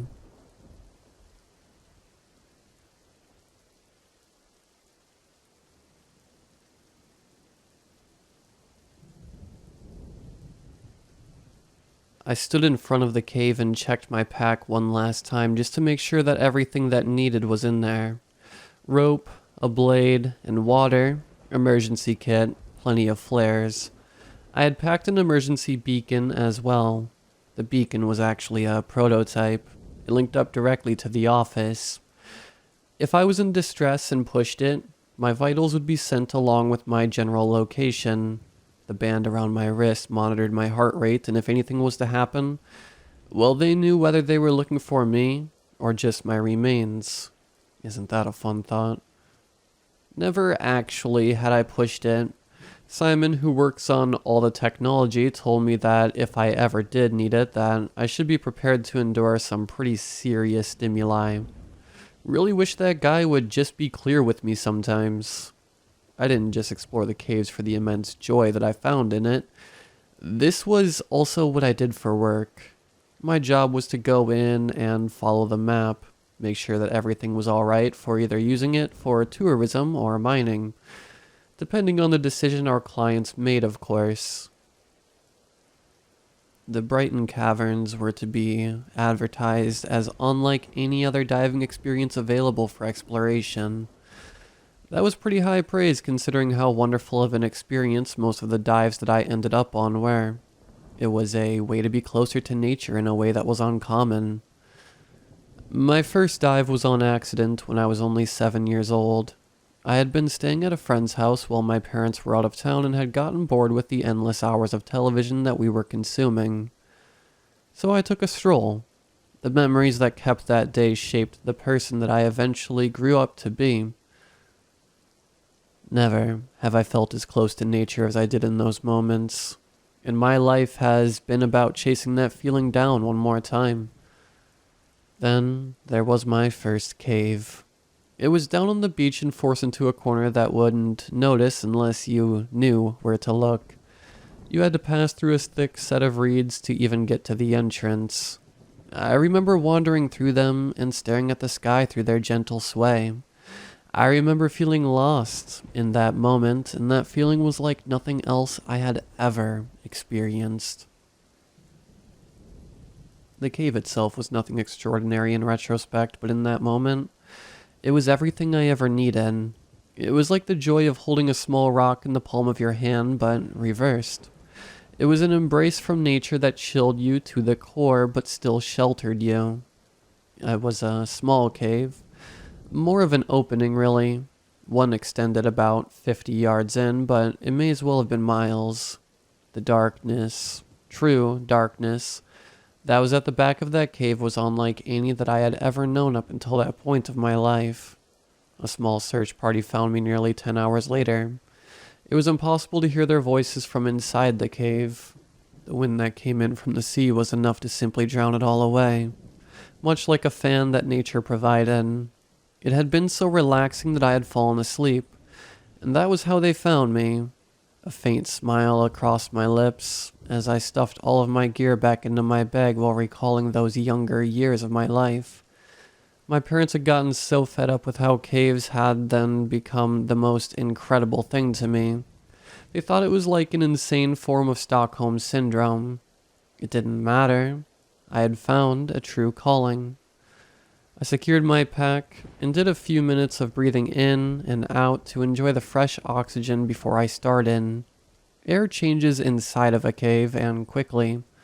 You can taste the difference almost immediately. It can leave a funny taste in your mouth over time if you aren't prepared, but thankfully I had mints. If I needed them. Gear was set. I was good to go. I had the entire day but was hoping to be done in a few hours tops. There were some errands that I wouldn't mind getting to if I finished up early. I hit the timer on my watch and got started. I took my first few steps inside and instantly felt that feeling of comfort that a cave had on me. It was like being surrounded by memories, nostalgia, and a sense of adventure at all the same time. A cave was a mystery that was not ever be solved, but would always be there to investigate. It was a little warmer than I expected. I cracked a glow stick that shone bright blue. It would hold for about 4 hours. It made the cave vibrant, and the glow was comforting as I began the inspection. It was always a good idea to drop them every 100 yards or so. First thing that I decided to check for was tracks. We needed to know if there was any local wildlife using this place for shelter. A few of the smaller critters wouldn't be a problem, but if there was anything bigger like bears or wolves, it was best to mark it now and maybe come back better prepared. I had only ever stumbled into a occupied cave one time, and it was not a mistake that I planned on making ever again. The wolf that was in there looked at me like I was a rack of ribs. The only reason that I got out of there was because the wolf had been just as startled as I was.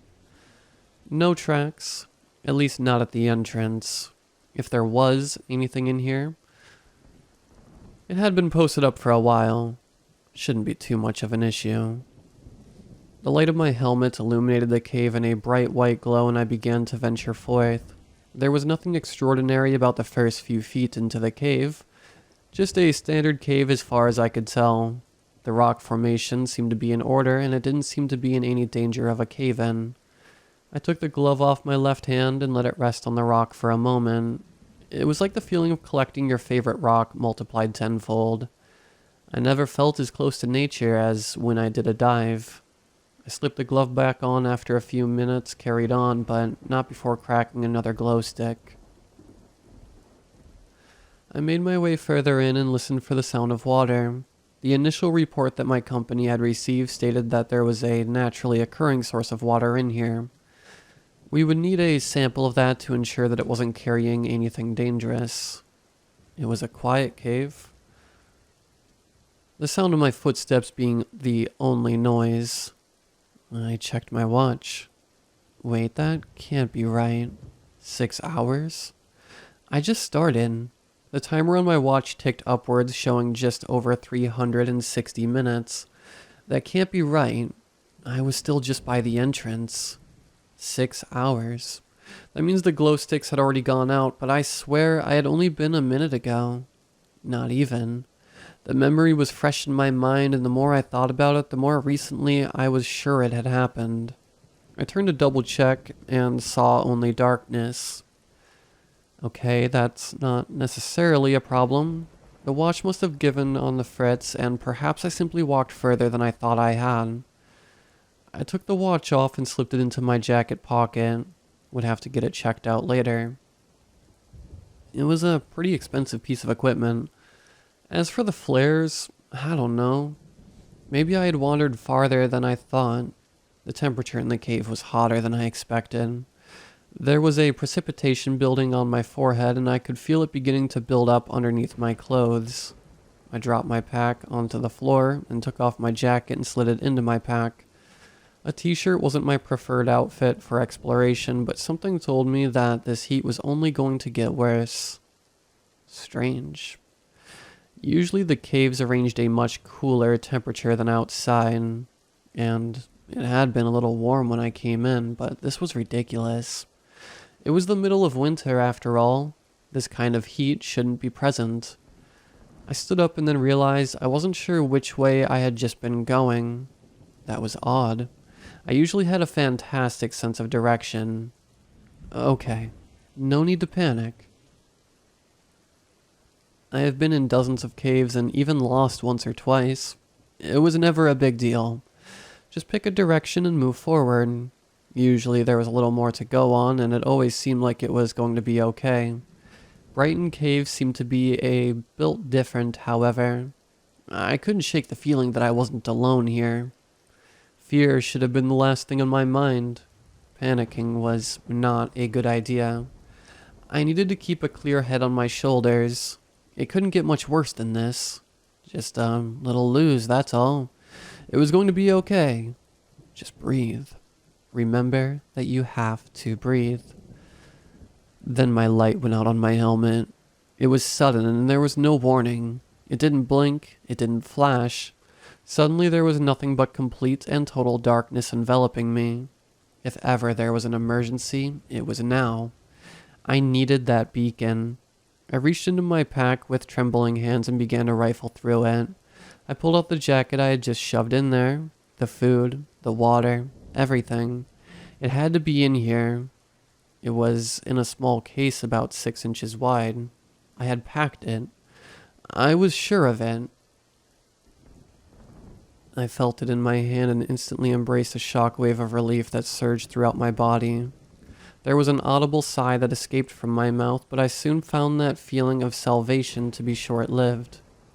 There was a sharp pain across my wrist as if it had been struck with a stick, and I let out a yelp of surprised pain. The device flew from my hands and I heard it land far off in the distance. The panic attack started immediately. I wasn't alone here, and that had been real. I was sure of it. There was no presence. The pain was familiar. It had been a blunt object that it wasn't the same reality as mine. Then I heard them. There was drums in the deep. Their vibrations surged and built from the cave floor. With each strike they grew louder and more pronounced. I felt them rattling my bones inside my skin and my flesh crawled. I began to hyperventilate, and the sound of my breathing intertwined with the drums. Both sounds echoed throughout the cave. I collapsed onto my back and felt my body go rigid. Suddenly my jaw clenched with such a force that I was certain my teeth had been damaged. I started to breathe too fast and now suddenly I was cut off. I struggled to get air through my nose alone, and it simply wasn't enough. There was the smallest bit passing through my clenched teeth, but it was so little. My mind jumbled information until my thoughts were no longer even coherent.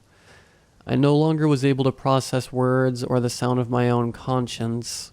There was nothing in my mind besides a bright red that came to me as a blinding light. I could actually feel my pupils dilate as they comprehended the light change that wasn't there.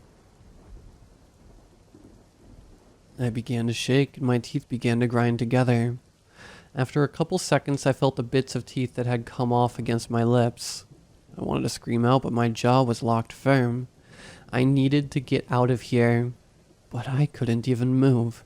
There was no more familiarity with this cave or any of its kind. Gone was every pleasant memory that I had ever had of any cave. Terror was now the only feeling of which I was remotely acquainted. My senses were completely overwhelmed. The drums beat fiercely. The darkness embraced me. The red had begun to flash in my mind, and I am pretty sure that I had begun to drool. There was tears in my eyes as I even forgot how to blink. There was another sound, a scraping sound. I tried to look around, but none of my body was responsive to any command that I was issuing. It was faint, but it was there. It was real. I knew it. It wasn't in my head. I rolled my eyes upwards as hard as I could, struggling to see. That's when I noticed what exactly was happening to me. The scraping, it was me. I was being dragged. Something or someone was pulling me down this cave. It moved in a rhythm with the drums. They beat louder and harder, then just a little faster. As they did so, did whatever was pulling me, reaching out and plucking me as if I was a fruit, descending with me as if I was nothing more than prey. I wanted to just be able to accept it, to let it, or him, or this fucking cave, whatever it was that was behind this, to just end it. I wanted the unbelievable panic that had now enveloped my entire sense of self to let me go. That's when I felt it. I almost gasped as I realized that my body had recognized a feeling in my fingers. I clenched downwards as hard as I could, and could have wept once I realized what it was now in my possession. The beacon was now clenched firmly in my hand. It needed to be activated. Turn it on. It needed to be turned on. I couldn't remember how. The feeling of frustration made me wish I could make any sound at all. Simon had told me. He had been adamant that I pay attention. It was simple. Just open the box and push the button. That's it. I can do this. I held the box. I just needed to get it open. It was such a simple task that now almost seemed impossible. I screamed as the drums drowned out the sound. It took every bit of willpower that I had, but I had grabbed the box. I had screamed. My body was in some of my control. There was a chance. I managed to muster up enough control to toss my body upwards from the left, right at my shoulder. The maneuver ended up with my hand directly onto the other. I pulled the box open with my left and hit the button with my right thumb. A violent blue light shot out from the box and illuminated all around me. I should have felt relieved, but that moment was torn from me as I comprehended my surroundings. I had never been in a place more open in my life. There was no ceiling or floor, nor was there walls. I should have been falling. There was nothing around me for miles in any direction, and it was all perfectly illuminated. My eyes bulged in wonder as I comprehended a different world. This was nowhere on Earth. I was sure of it. Then I saw it. I laid eyes on what it was that was dragging me, but only for a second. The creature stood as tall as two men and had scaled skin that was tinted blue and black. It had two eyes on its face that glowed red and showed surprise at being witnessed. It was as tall as it was, even when it was hunched down. I could only imagine how tall it would be if it stretched to its full height. There was heat emanating off of it. That's why I had been so warm in the cave. This thing was stalking me from the very beginning. It opened its mouth in a silent scream that was the same time louder than anything I had ever heard. The noise pierced my mind like a needle, and I almost passed out from the pain. Then, just like that, it was gone. The next time I opened my eyes was a week later. I was in a well-lit room with a bed and the sound of machinery. It turned out to be a hospital, but at the time I couldn't comprehend that. Simon was actually the one who debriefed me later on in that same very room. He told me that the company received a distress signal not only a few minutes after I had supposedly entered the cave. They received the signal, but that's it. They somehow couldn't monitor my vitals. They figured it was a fluke and sent a team down anyway. They said Brighton Caves was only a few hundred yards deep, and they scoured it top to bottom, and I was nowhere in sight. It was a small cave, and there was no disturbance that they could spot. 3 days later, my vitals showed up on their equipment.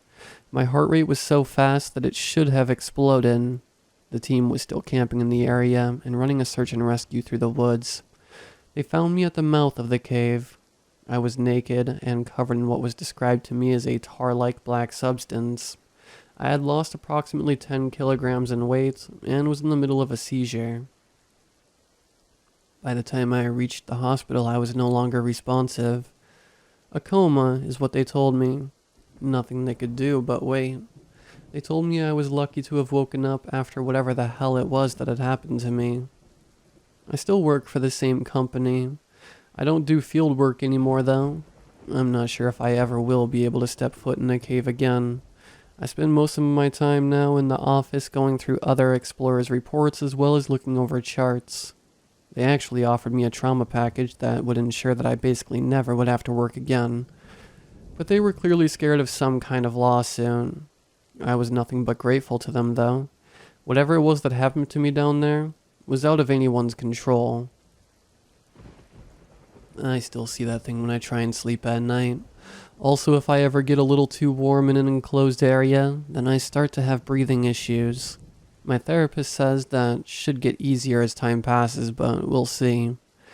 At the end of the day, I'm just grateful to be alive.